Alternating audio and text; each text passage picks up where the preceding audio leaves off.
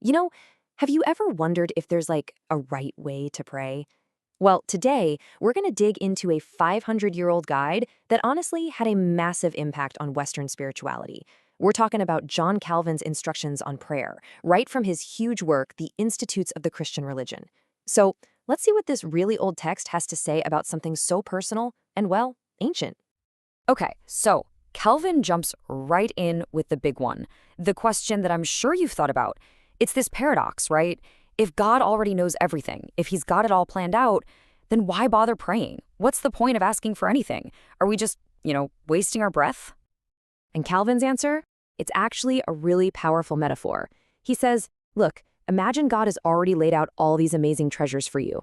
Knowing that, and then not praying, well, that's like someone handing you a treasure map, pointing to the X, and you just shrug and walk away. It's wild when you think about it like that. So for him, prayer isn't about telling God what's up. He already knows. It's about us actually taking the step to go and get the blessings he's already put there for us. Okay, so if the treasure's already there, why do we have to do the work of praying to get it? And this is where we get to Calvin's first huge insight. He says the main point of prayer, it's to change us. It's not some magic lever we pull to change God's mind or his plan. Nope. It's a discipline meant to totally reshape our own hearts and minds. And he lays out 6 specific ways this whole thing helps us. First, it fires up our hearts to actually want to seek, love, and serve God. At the same time, it acts like a filter, keeping our own selfish junk out of the picture. It gets us ready to receive his blessings with real gratitude, not just taking them for granted. It makes us think more deeply about his kindness. We end up enjoying what we get so much more. And finally, it proves to us that he's really there, really involved in our lives. So yeah, every single piece of it is for our own spiritual growth. All right, so if the whole point is to transform ourselves, how do we actually do it? Like, what are the steps? Well, Calvin gives us a surprisingly practical, hands-on framework. He lays out 4 essential rules that are basically the core of his whole guide to prayer. It boils down to these 4 things. Pray with the right attitude, pray from sincere need, pray with true humility, and pray with confident hope. Let's break down what he means by each of those. Okay, rule number 1, pray with reverence. Calvin is super clear on this. When we start a conversation with God, we can't just be casual about it. This isn't like shooting a text to a friend. It demands a very specific mindset, a feeling of awe and really total focus.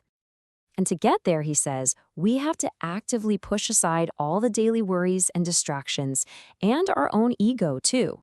That also means we shouldn't be asking for stuff that's just for us or that goes against his will.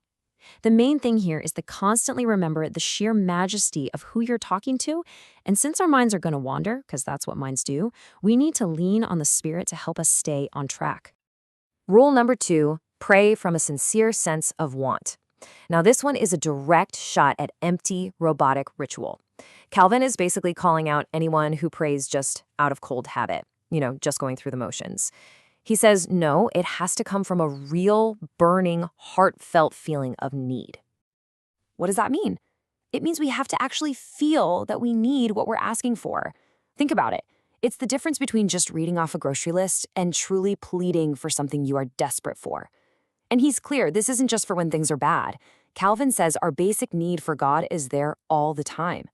And a huge part of feeling that need is repentance, admitting where we messed up. Okay, rule number 3, pray with true humility.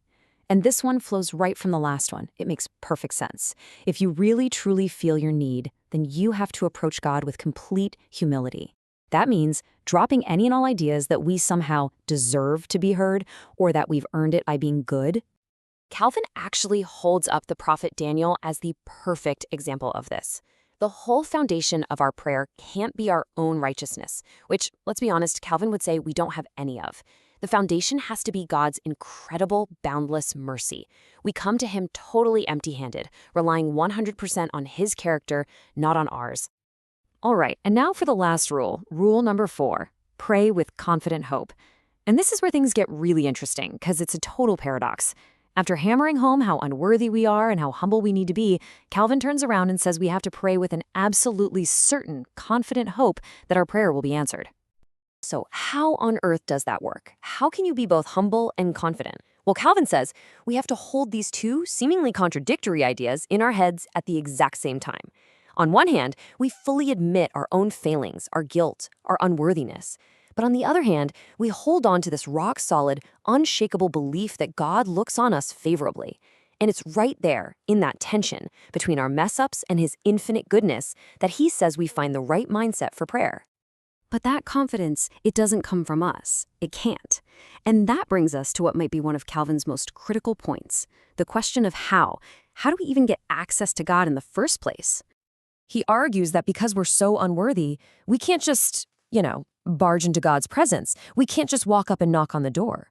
We need a mediator, someone to stand in the middle, to bridge the gap for us. And for John Calvin, there is only one person who can do that: Jesus Christ.